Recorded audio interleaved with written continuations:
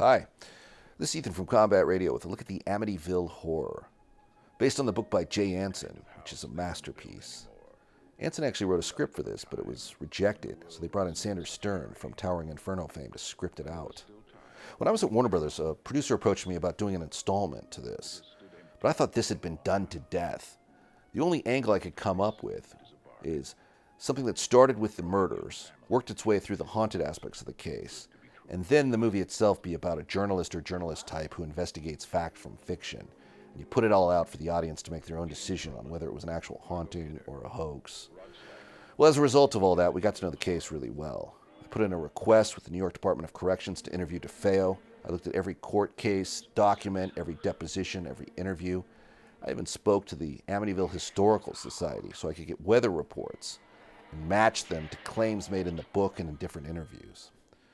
Because of all that, the neighborhood invited us out to do a Halloween show from the house, in part because they wanted to fuse some facts to the legend in an effort to dissuade TikTok stars from showing up on the front lawn every day to do videos. As we all know, the neighborhood's been plagued by trespassers for decades.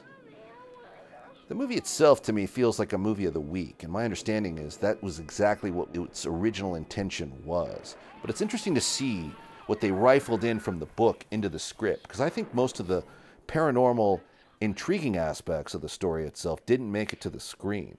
Instead, to me, this feels more about a family and a man coming apart and the damage he does, literally. He comes apart right here.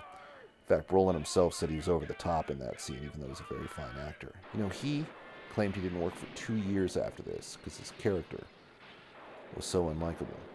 Margot Kidder's fantastic in it, just off Lois Lane and Superman. You know, we did some radio work with her when she was alive. Very generous. May she rest in peace. But with all movies like this, I'd encourage you to see it for yourself and form your own opinion. And if you love it, fantastic. That's what movies are for. Love it all day long.